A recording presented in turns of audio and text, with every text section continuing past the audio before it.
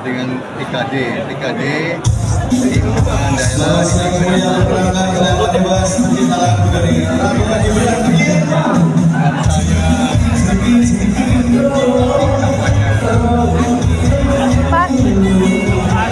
Pak Asim terkait makan siang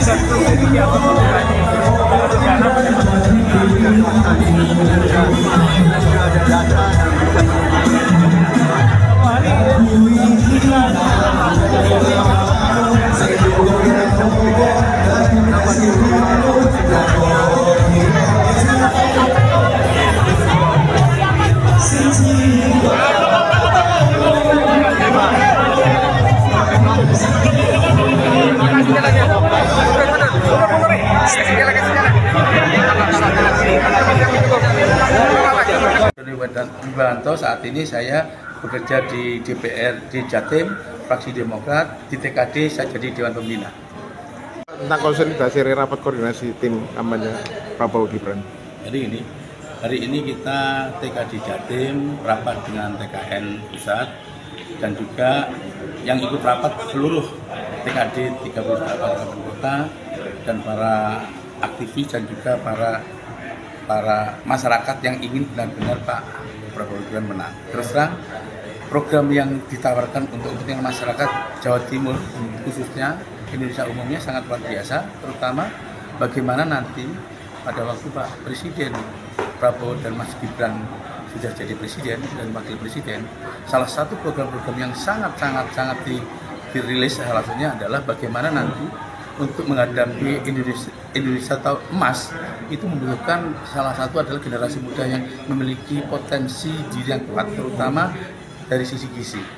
Akibatnya apa? Stunting yang sangat luar biasa ini harapan ke depan sudah harus kita tuntaskan. Dengan begitu persiapan kita untuk menjadi Indonesia emas ini bisa terwujud. Yang kedua, salah satu program-program yang mungkin bisa diaplikasikan oleh TKN dan juga disampaikan di TKD Jatim tadi pagi, salah satunya adalah bagaimana nanti pada dalam proses politik yang akan terjadi, memang di luar kebanyakan masyarakat itu masih menganggap hal itu tidak bisa dijalankan. Karena apa? Anggaran. Tadi disampaikan oleh TKN bahwa soal anggaran ada persiapan mengarah ke sana. Dan itu teknisnya sudah digodok oleh tim inti dari Prabowo Gibran. Saya pikir masyarakat tidak usah ragu, program-program yang bersentuhan dengan kepentingan masyarakat insya Allah akan diselesaikan dan akan dijalankan sesuai dengan visi-misi dari Presiden dan Wakil Presiden. Untuk generasi milenial apa bisa disampaikan? Gimana Mas? Generasi milenial. Nah, jadi gini, terus terang kita ingin mengambil varian milenial ini dengan adanya Mas Gibran ini, salah satunya adalah bagaimana kita harus menyadari secara historis pemimpin-pemimpin kita itu juga dulu tidak orang tua. Kalau contoh Panglima Jenderal Sudirman, waktu beliaunya menjadi Panglima umurnya masih 30. Sultan Tahrir. Jadi apa? Artinya tidak, hari ini ada pemimpin muda ini bukan sesuatu yang tidak elok, karena sudah historisnya pernah juga terjadi. Saya pikir kita seharusnya tidak boleh mendikotomikan antara tua dan muda. Yang paling penting adalah bagaimana walaupun dia pemimpin muda, tapi kalau visi misinya bisa menjembatani kepentingan masyarakat secara utuh, saya pikir itu ada satu persoalan yang tidak mungkin dan itu tidak bisa terjadi di negara-negara maju pun juga sering terjadi. Intinya cuma satu sebenarnya. Dengan adanya pemimpin muda ini, pasti beliau itu kan orang masih bersih ya. Karena apa? Karena belum terkontaminasi hal yang sifatnya kurang bagus. Saya pikir ini menjadi jembatan yang bagus.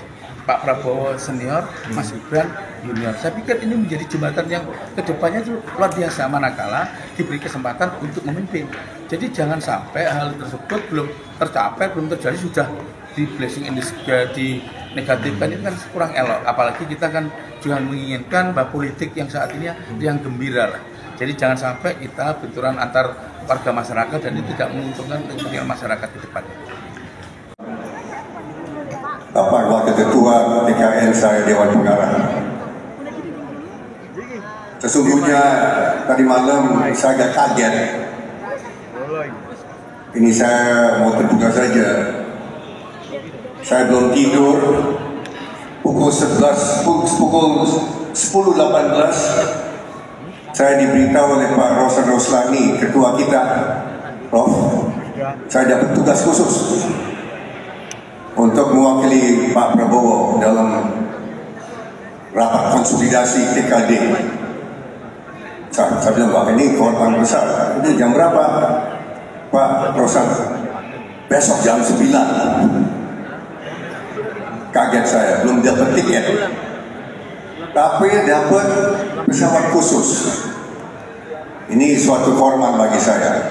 Pesawat khusus bagi saya bisa bergabung dengan Bapak-Bapak Ibu. Maka hari ini tugas khusus saya adalah sebetulnya menyampaikan beberapa hal menyangkut visi-visi Prabowo Gibran, landasannya, dasar pemikirannya dan sebagainya.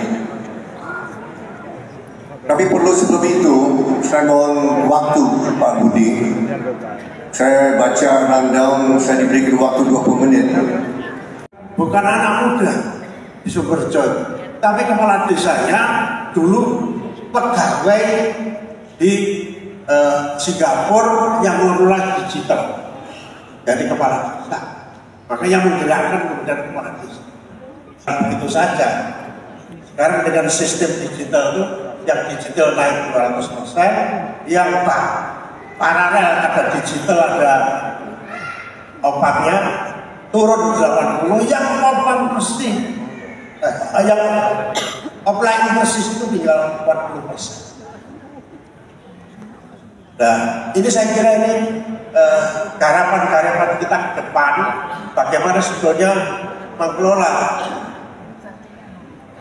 Kita juga usul kalau hutang banknya harus memberikan gambaran kalau saya hutang bisnis apa yang baik. Itu harus ditampilkan di daerah-daerah tertentu di negara yang dekat kita sudah ada hutang bank 100 juta, maka sebetulnya usahanya yang paling baik apa? Kebijakan penggajian dan seterusnya tadi, saya kira prinsipnya ini akan menaikkan gaji kepada baik ASN, baik kemudian TNI, Polri, dan kemudian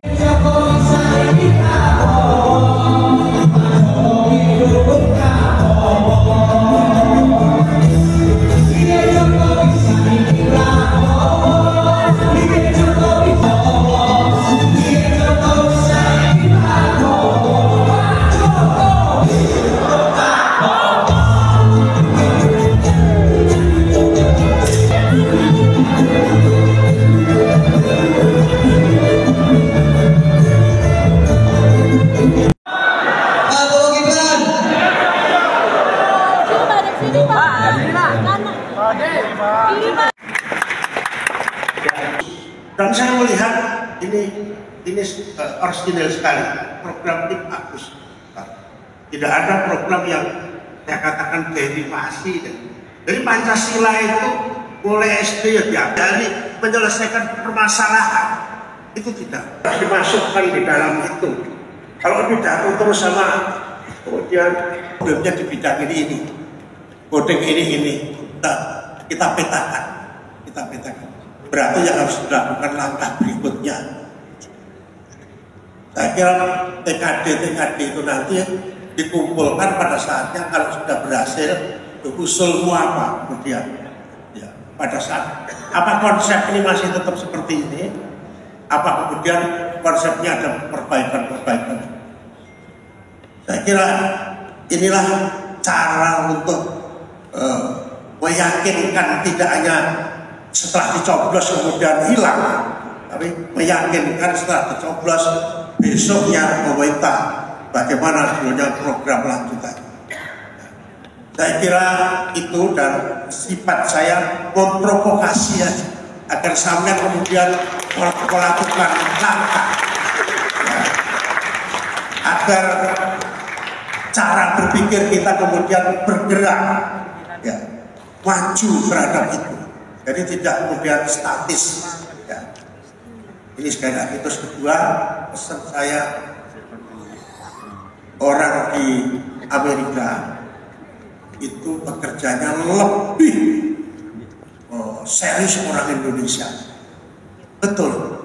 Jadi kalau Bapak pergi ke sana, banyak orang duduk-duduk minum-minum. Tapi mengapa dia kok menjadi negara yang kaya? Asetnya, kalau dia punya uang, nggak langsung beli mobil. Di mobil mengeluarkan uang, mengeluarkan ini, dia kemudian dimasukkan ke dalam saham misalkan. Sekali lagi, bahwa nasib kita adalah bagian di dalam cara kita mengelola sesuatu. Salah satu cara mengelola kemenangan nanti kalau insya Allah itu diijabahi oleh Allah Subhanahu Wa Taala, harus kita kelola, kita minta apa yang kemudian harus dilakukan setelah menang. Terima kasih. Wassalamualaikum warahmatullahi wabarakatuh.